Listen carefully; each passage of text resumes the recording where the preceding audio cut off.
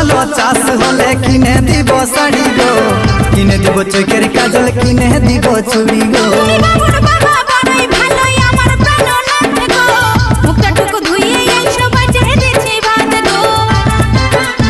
এই বছর ভালো চাষ হলে কিনে দিব শাড়ি গো, কিনে দিব চোখের কাজল, কিনে দিব চুড়ি গো।